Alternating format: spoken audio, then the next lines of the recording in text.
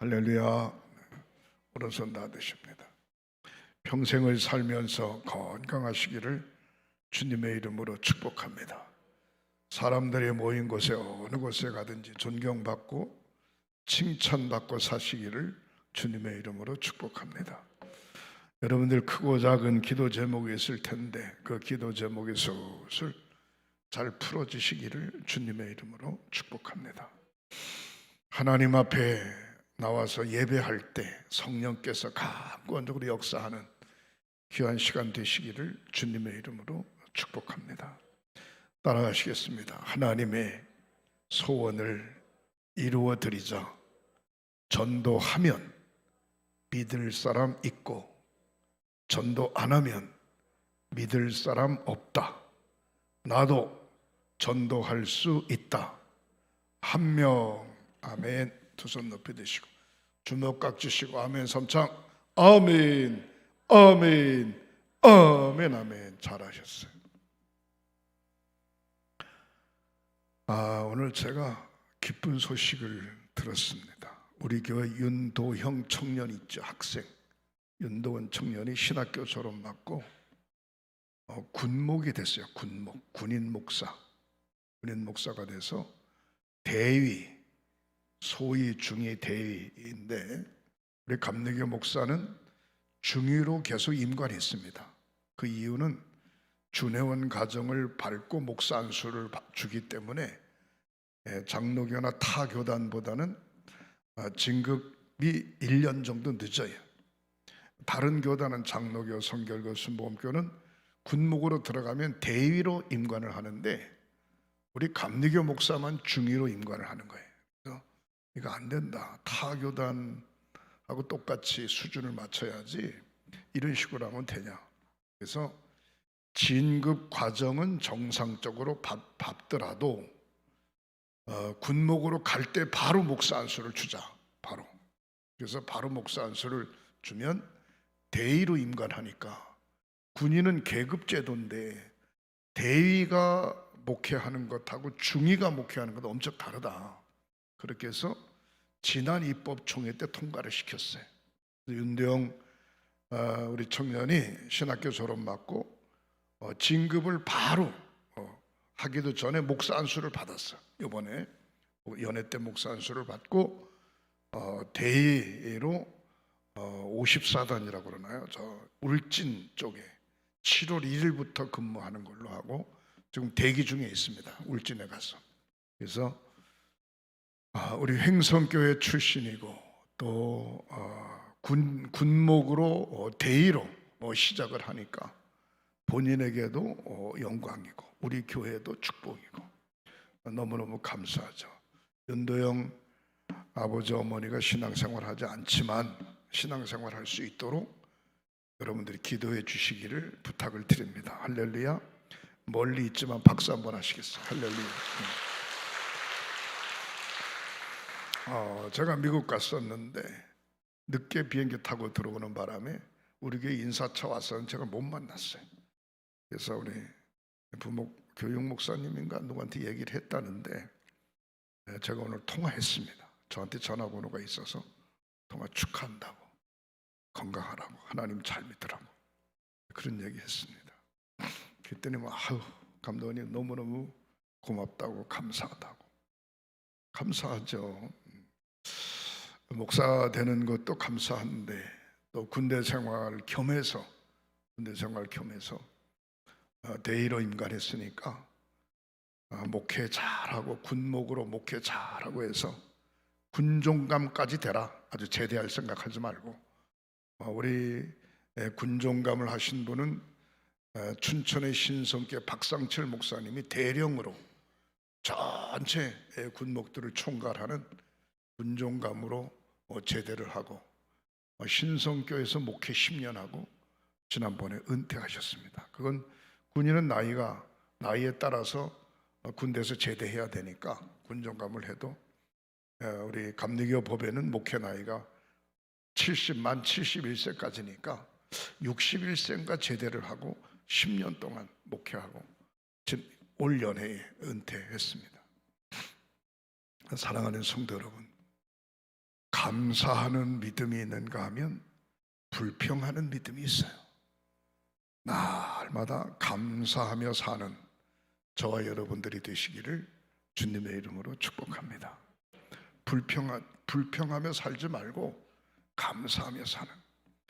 제가 2001년도에 홍천지방 감리사가 됐습니다. 홍천지방 2001년도에 감리사가 돼서 제일 먼저 뭘 했는고 하니 지방 실행위원들을 모아놓고 성지순례, 비전교회 목회자들, 자립교회 목회자들은 성지순례 갈 수 있지만 비전교회 목회자들은 성지순례 못 간다. 돈이 없어서 못 가고, 성지순례 내가 가보니까 나이가 젊었을 때 성지순례를 가야 성경하고 이렇게 비교해 볼 때에 이곳이 갈릴리 호수구나, 이곳이 예수님이 5,000명을 모아놓고 설교하고 보리떡 5개로 물고기 2마리로 5,000명 먹인 자리구나, 이게 딱 가면 있거든요.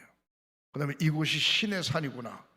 그러니까 목회 초년생들, 비전교회 젊은이들이 가서 이렇게 눈으로 보고 성경을 읽으면 훨씬 더 은혜가 되고 그러니까 보내야 된다. 그래가지고 감리사가 돼가지고 제일 첫 번째 제가 시작을 했어요. 우리 교회 장로님한테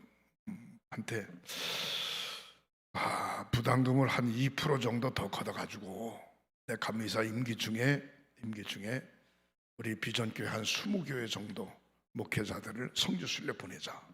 그때 성지순례 가는 비용이 150만 원이었습니다.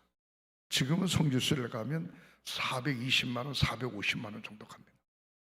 뭐 터키하고 그리스 가는데 지금 430만 원, 홍천 동지방 그렇게 나왔다 그러는데 150만 원이면 그때는 애굽하고 이스라엘하고 갈 수 있었어요. 그래서 3천만 원 정도면은 20명 하겠다. 그래서 부담금 실행위원 모여가지고 부담금 배정합시다. 그랬더니 우리 장로님이 좋습니다. 그래서 또 저 홍천교회 장로님한테 얘기했더니 좋습니다. 실행위원 모여가지고 그 의논을 했죠. 의논을 했는데 우리 교회 장로님이 한 발 앞서간 거예요. 우리 교회 장로를 죄송합니다. 홍천 만민교회 장로님이 한 발 앞서간. 감리사님, 부담금 2%씩 2년 거두시는 것보다는 거두면 한 3천만 원 되는데 건 것보다는 우리 만민교회하고 홍천교회하고 한꺼번에 다 내죠. 그럼 얼마를 내면 좋겠냐고. 그랬더니 우리 교회가 그때 만민교회가 한 2억 정도밖에 안 됐고 결산이, 홍천교회가 한 5억 정도 결산됐어요. 그러니까 우리 장로님이 교회 수준에 따라서 우리 교회에서 1,000만 원 내고 홍천교회에서 2천만 원 내면 3천만 원 되지 않냐. 그럼 뭐 부담금 거둘 거 뭐 있냐. 그래서 바로 가시죠 뭐 그러더라고요. 그래서 내가 거기서 뭐라 그래요. 그렇게 이 얘기가 나왔는데, 그래서 내가 다른 분들은 더 할 말 없습니까? 그랬더니 막 웃으면서 아니 뭐 감리사님 교회 장로님하고 뭐 홍천교회 장로님하고 다 한다는데 뭘 부담금 매기세요. 그냥 하시지요 뭐. 그러면 가하면 예하세요. 그래가지고 그냥 금방 회의할 것도 없이 끝났어요. 근데 가만히 있을 수는 없잖아요. 그래서 감리사가 됐으니까 우리 교회에서 1,000만 원 내고, 그 다음에 감리사비를 한 달에 20만 원씩 받아. 20만 원씩 받으니까 240만 원이잖아요. 2년이면 500만 원이잖아요. 그래서 500만 원 내가 감리사비 안 받고 다 내놓고, 그래서 우리 만민교회에서 1,500만 원, 홍천교회에서 2천만 원. 그러다 보니까 또 비전교회가 아닌 교회들, 뭐 우리 교회에서 100만 원, 무슨 교회에서 100만 원, 그래가지고 한 4천만 원 정도 만들어서 성지순례를 갔다 왔어요. 뭐 구경 잘했죠. 다 했네. 내가 무슨 얘기를 하려고 하는 거 아니? 그러고 난 다음에 우리 동부연회의 교역자들 성지순례 바람이 확 부른 거예요. 그래서 각 지방마다 부담금 매겨가지고서 교역자들 성지순례를 보내기 시작했어요. 그때 제가 욕을 아주 바가지로 얻어먹었습니다. 왜 바가지로 얻어먹었는가 하니 양강리산이 말이야 쓸데없는 짓을 해가지고 말이야 우리 지방마다 아주 피곤해 죽겠다고. 누가 하랬나? 피곤해 뭐할 게 뭐? 왜 쓸데없는 짓이야? 이것보다 더 귀중한 일이 어디 있어요? 그런데 그 얘기 하려고 한 건 아니고 20교회 목사님들은 공짜로 보낸 거예요. 어떻든 간에 공짜로 보내고 이제 저는 뭐 제 돈 내고 가고 갔어요.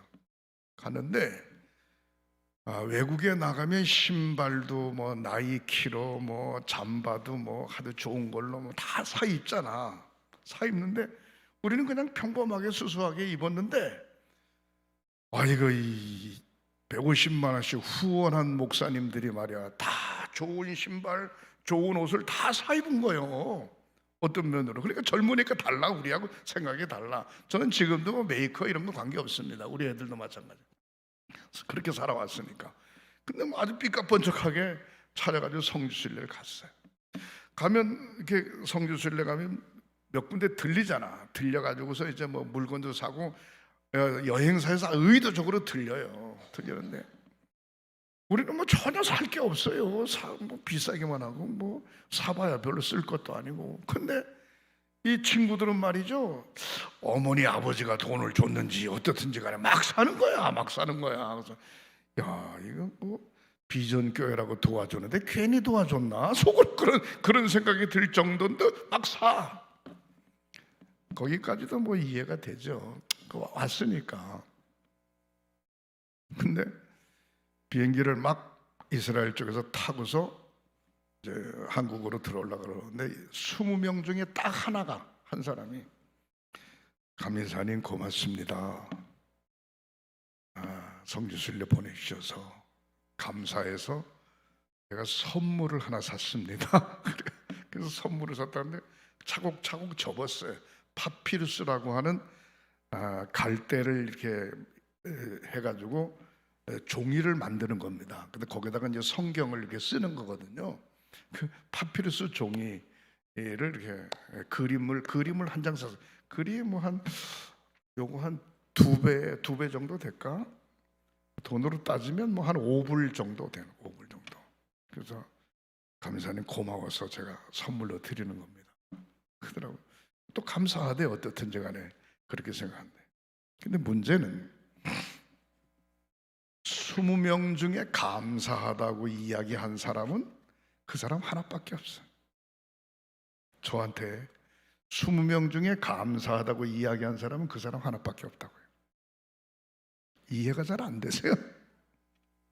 근데 놀라운 건 20명 중에 감사하다고 한 그 사람이 지금도 목회를 잘해요.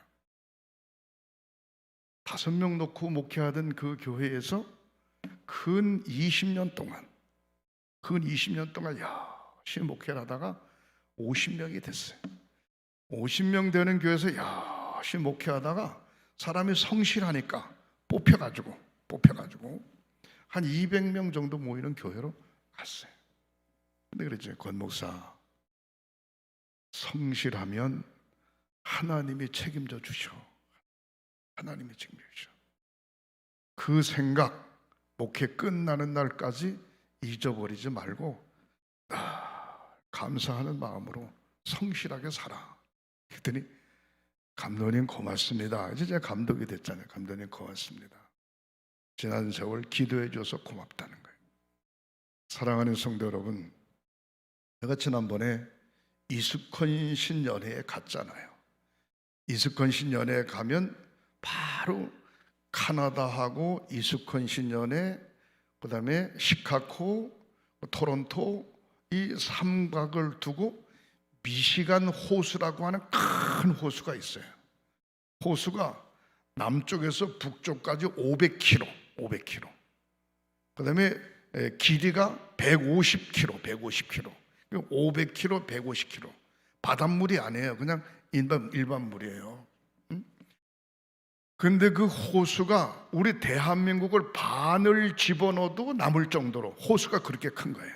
호수가 그렇게 큰데 거기에 관광 유람선이 지나가다가 그 뭐 안개가 쫙 끼니까 유람선끼리 부딪혀 가지고 배가 파손이 됐어요. 그래서 막 물에 빠져가지고 막 난리가 났는데 마침 거기에 대학교 학생 웨스트 신학교 다니는 대학교 학생이 수영 선수인데 이 친구가 뛰어들어가 가지고 23명을 건져냈어요. 23명을 건져내고 뭐 죽은 사람도 많이 있고요. 그러면서 세월이 한 수십 년 세월이 흘렀는데 LA라고 하는 지역에서 토레이 박사가 설교를 하는 거예요.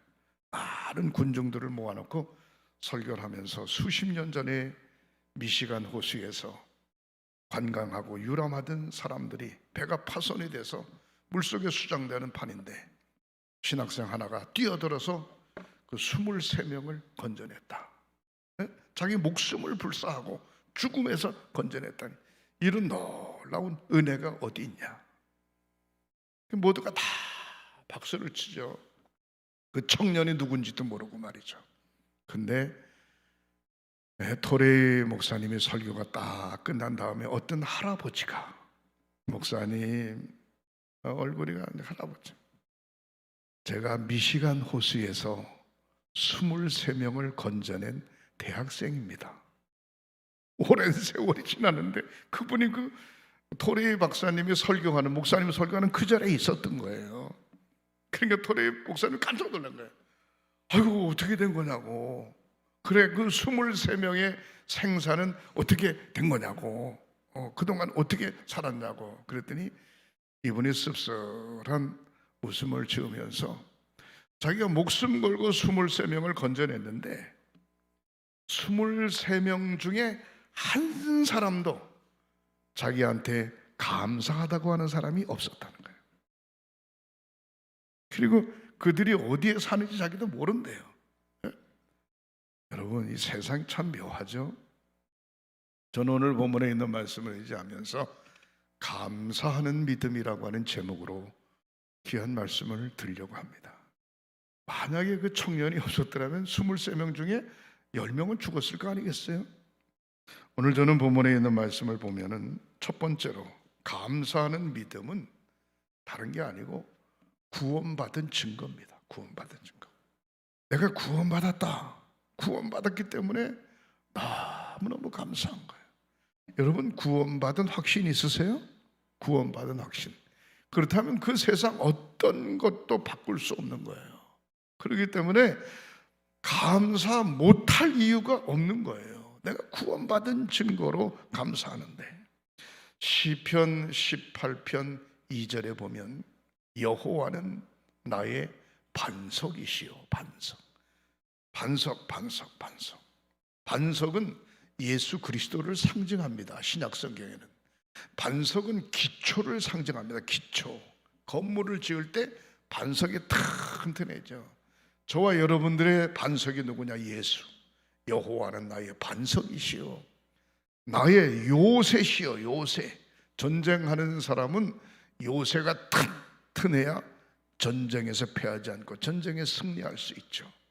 여호와는 나를 건지시는 분이시요, 죄의 구렁텅이에서, 죄악의 구렁텅이에서, 지옥의 구렁텅이에서, 파멸의 구렁텅이 건지시는 분, 그분이 바로 나의 하나님이시고 내가 그 안에 피할 나의 바위시요. 바위. 적진에서 막 화살이나 창으로 날아올 때 바위 앞에 피했으니까 그분은 나의 방패시요, 나의 구원의 뿌리시요, 나의 산성이시로다. 그렇게 다윗이 고백하고 있습니다. 내가 구원받았기 때문에 감사한 거예요. 감사. 여러분, 그 감사가 넘쳐나게 되시기를 주님의 이름으로 축원합니다. 감리교 창설자이신 요한웨슬리 목사님은 목사가 됐는데도 분명한 구원의 확신이 없어가지고 방황했어요. 심지어 미국에 선교사로 가서 있는 동안에도 구원의 확신이 없어서 방황했어요. 결국 포기하고 돌아와서 모라비안 교도들이 모여서 예배하는 장소에 앉았다가 가슴에 불이 떨어지면 가슴에 불이 떨어지면서 그가 어떤 신앙의 고백을 가졌는고 하니 온전한 믿음을 가지려면, 온전한 믿음을 가지려면 세 가지를 구비해야 된다. 첫 번째, 회개해야 된다. 날마다 회개해야 된다는 거예요. 회개하지 않으면 온전한 믿음을 소유할 수 없다는 겁니다. 그래서 요한의 셀레 목사님이 올더스케이트에서 회개하고 그의 삶이 완전히 180도 달라진 겁니다. 그래서 아침에 일어나서 회개, 점심에 일어나서 회개, 저녁에 회개, 잠잘 때 회개, 나의 삶을 쭉 돌아보면서 날마다 회개할 때 온전한 믿음 위에 설 수 있다는 겁니다.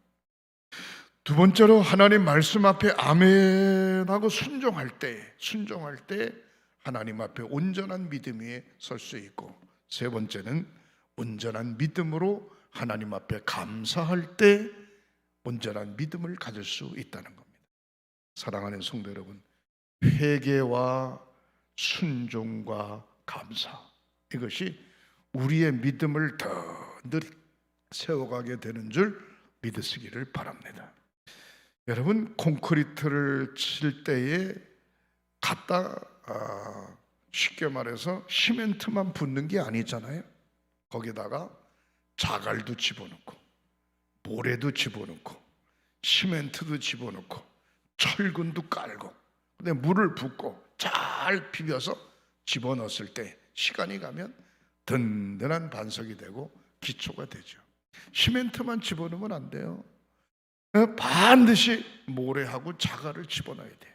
모래하고 자갈만 집어넣는 것보다는 수명이 더 길게 가기 위해서는 거기다가 철근을 제대로 잘 엮어가지고 집어넣어야 돼요. 마찬가지로 온전한 믿음은 회개가 있고 순종이 있고 날마다 감사가 있을 때 온전한 믿음 위에 굳건히 서게 되는 줄 믿으시기를 주님의 이름으로 축원합니다. 그래서 웨슬리 목사님은 말하기를 무슨 일을 하기 전에 제일 먼저 회개 기도하고, 무슨 일을 하기 전에 제일 먼저 하나님 말씀 앞에 순종한 각오를 가지고 무슨 일을 하기 전에 감사함으로 그 일을 해야 된다는 거예요. 불평하면서 그 일에서도 안 되고, 회개하지 않고 잘난 척하고 폼재면서 그 일에서도 안 되고, 하나님 말씀대로 순종하지 않고 자기 마음, 자기 생각, 자기 뜻대로 해도 안 되고, 무슨 일을 하기 전에 주님 앞에 무릎 꿇고 회개하고, 무슨 일을 하기 전에 하나님의 뜻이 무엇인가 말씀 앞에 순종하고, 무슨 일을 하기 전에 늘 감사한 마음으로 귀한 일을 할 때 그 사역 잘 감당하게 되는 줄 믿으시기를 주님의 이름으로 축복합니다. 사랑하는 성도 여러분, 두 번째로 생각해 볼 때 감사의 믿음은 기쁨과 즐거움이 있습니다. 불평하는 믿음은 기쁨이 없어요. 그러나 늘 감사하는 마음은 기쁨과 즐거움이 있어요. 기쁨과 즐거움. 우리 집 얘기를 좀 할까요? 우리 집사람이 손주 머리를 깎아줬어요. 머리를. 은찬이 머리를 깎아줬는데 갑자기 우는 거예요. 아침에. 왜 우냐 그랬더니 할머니가 머리를 잘못 깎았대. 뭘 잘못 깎았냐? 머리가 눈썹까지 딱 이렇게 눈썹까지 와야 되는데 너무 깎아가지고 이만치 올라왔대. 그래가지고 막 우는 거야.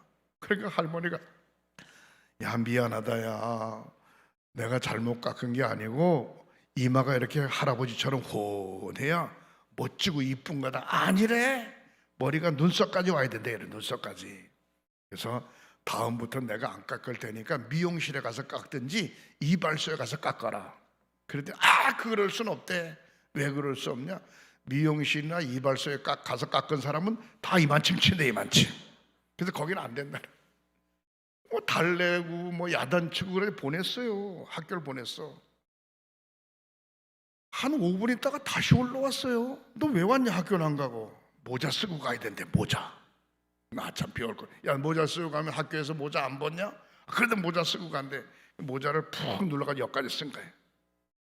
모자를. 그래서 모자 쓰고 그날 갔다 왔는데 친구들이 뭐라고 안 그랬대. 뭐라고 안 그러고 어떤 누나가 그러더래. 아우 은찬이야 너무 예쁘다 야 어떻게 이렇게 귀엽냐 야 그랬대. 그랬더니 기분이 좋은 거예요.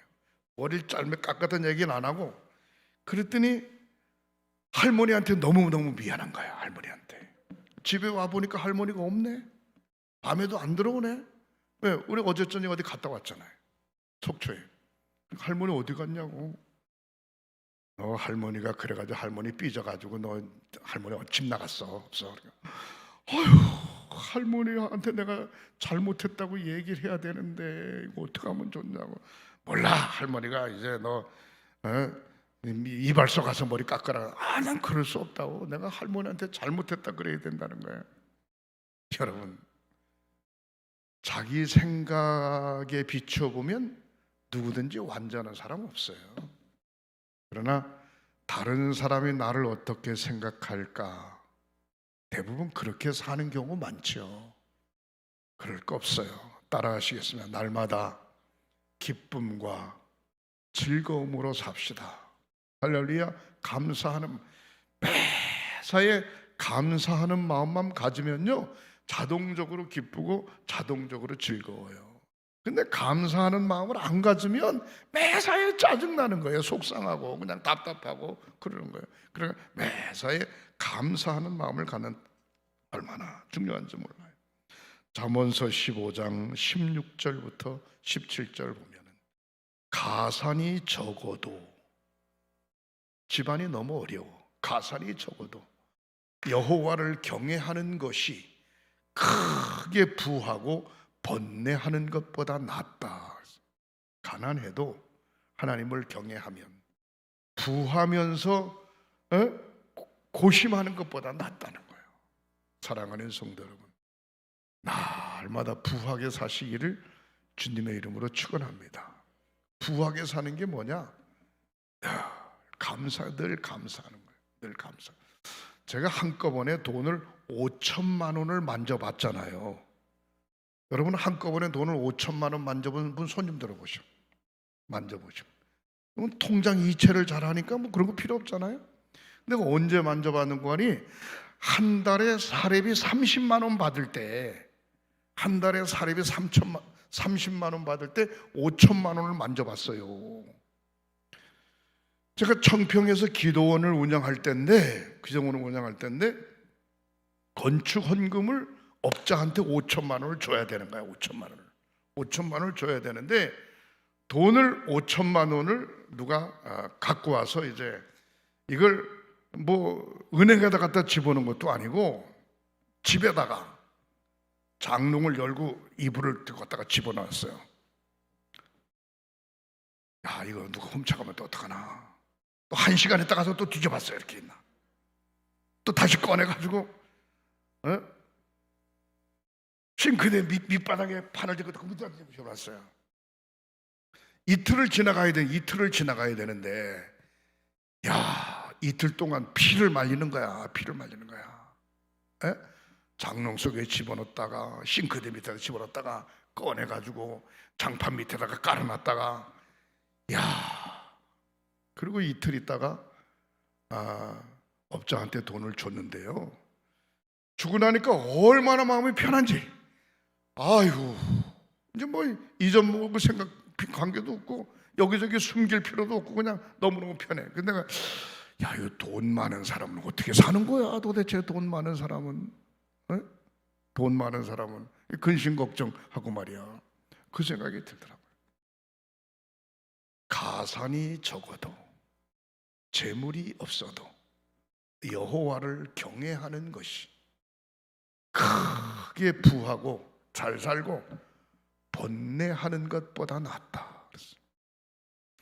아유 감독님 그래도 좀 잘 살아봤으면 좋겠어요. 그렇게 생각하시는 분도 있겠죠.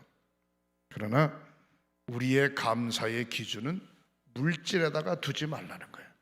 사랑하는 성도 여러분, 우리의 생활 속에 늘 감사가 넘쳐나시기를 주님의 이름으로 축복합니다. 17절에 채소를 먹으며 서로 봉사하는, 채소를 먹으며 서로 사랑하는 것이 살찐 소를 먹으며 서로 미워하는 것보다 나으니라. 물어볼게요. 농촌 사람이 마음이 착할까? 도시의 사람이 마음이 착할까? 어디가 착해요? 보편적으로 농촌에 사시는 분들이 마음이 착하죠. 도시에 사는 사람들은 아파트를 두고 앞집 뒷집 얘기도 안 해.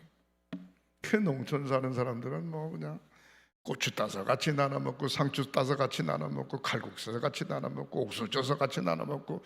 요즘은 안 그렇습니다만은 대체적으로 시골 사람들이 정이 있죠. 정. 채소를 먹으며 서로 사랑하는 것이 살찐 소를 먹으며 서로 미워하는 것보다 낫다. 간단하게 이야기하면 기쁨과 즐거움이 믿음의 기준이며 감사의 모습인 줄 믿으시기를 주님의 이름으로 축복합니다. 사도행전 3장에 보면 베드로와 요한이 정해놓은 기도 시간에 예루살렘 성전으로 올라가다가 나면서부터 안전병이 된 사람을 고치지 않습니까? 은과 금은 나에게 없지만 내게 있는 것으로 내게 주노니 곧 나사렛 예수의 이름으로 일어나 걸으라. 벌떡 일어나가지고 성전 안으로 뛰어들어와 걷기도 하고 찬송하는, 나면서부터 안전병이 된 이 사람의 모습을 사도행전 3장에서 볼 수가 있습니다. 그냥 한 푼 던져주면 끝나는데 예수의 이름으로 벌떡 일어나서 걷고 뛰고 찬양하는, 바로 이 40년 동안 구걸했던 안전병이의 일생이 완전히 달라진 것을 볼 수가 있습니다. 여러분, 연세가 드신 분들이 양로원으로 가야 되죠. 이제는 어쩔 수 없이 가야 됩니다. 사회 구조 자체가 그래요. 근데 양로원에 가는 것하고 안 가는 것하고 엄청난 차이가 있답니다. 할 수만 있으면 양로원에 안 가는 게 더 오래 사신대요. 그렇지만 어차피 양로원에 들어갔어요. 양로원에 들어갔는데 아유, 내가 죽을 때가 됐나 봐. 이제 양로원에 들어왔네. 그리고 매사에 짜증을 내는 사람이 있는가 하면, 아유, 자식 새끼들 내가 고생 안 시키고 잘 들어왔네. 여기서 그냥 평안하게 살다가 가야지. 이렇게 생각하는 사람이 있다는 거예요. 그 생각도 못해서 양로원의 원장이 화분을 사다, 화분을 사다, 이거는 누구 화분, 이거는 누구 화분, 이거는 누구 화분, 이거는 누구 화분 다 나눠줬대요. 처마 밑에다 쭉 놓고 아침 저녁으로 물 줘가면서 그걸 잘 가꾸시라고. 그랬더니 투덜거리는 사람, 아유, 징글징글, 아이, 까내게 이걸 내가 여기까지 와서 이걸 가꿔야 되냐고 말이지. 그러면 물도 안 주고 화딱지 나서 말이지. 쫑알쫑알쫑알. 시간이 지나가니까 빛이 꺼지는 거예요, 화분이. 근데 아유, 내가 잘 들어왔지. 자녀들은 자녀들의 마음대로 잘 살고 나도 여기서 열심히 살아야지. 그래서 감사하다고, 이거 사다 줘서 감사하다고, 그래서 물도 주고 잘 이렇게 아끼고 하는 화분이 꽃이 말이야 짜자자 그러면서 잘 피는 거예요. 꽃 피는 모습을 보니까 자기도 기분이 좋고 막 신바람 나. 야, 이건 내 화분에 꽃이 잘 핀다고 말이죠. 여러분, 생각이 얼마나 중요한지 몰라요. 음식을 먹는 것은 왼쪽 뇌가 결정한답니다. 저는 뭐 의학 공부를 안 했기 때문에 책을 보니까 그래. 음식을 왼쪽 뇌가 결정한다는 거예요. 근데 생각하고 움직이고 하는 건 오른쪽 뇌가 결정한다는 거예요. 근데 음식은 잘 먹는데 매사에 불평하고 원망하면 쉽게 말해서 온몸에 질병이 생기기 시작한다는 거예요. 음식도 잘 먹고 생각도 좋고 그러면 온몸에 질병이 싹 없어진다는 거예요. 예? T임파군가 뭔가 그게 많이 나와가지고 오른쪽 왼쪽 뇌를 잘 쓰면은 온몸에 질병이 싹 없어진다는 거예요. 여러분, 오른쪽 뇌만 잘 쓰지 말고 왼쪽 뇌도 잘 쓰고 오른쪽 왼쪽 뇌가 잘 써서 영적으로 육신적으로 건강하시기를 주님의 이름으로 축복합니다. 할렐루야.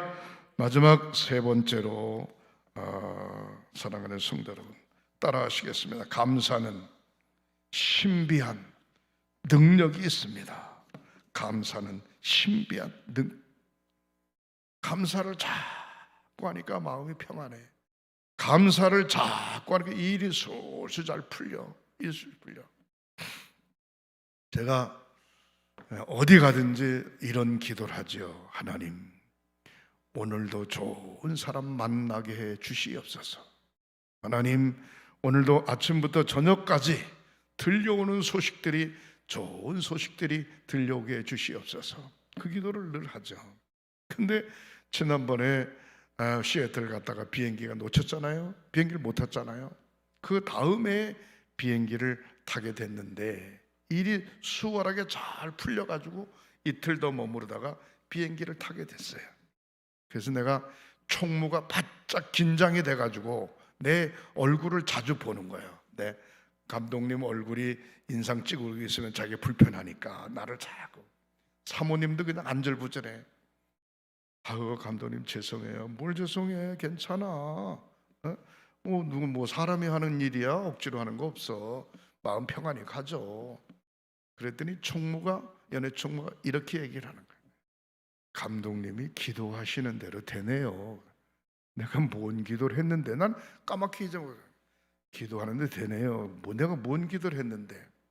아니, 기도하실 때마다 좋은 사람 만나게 해달라고 기도하셨잖아요.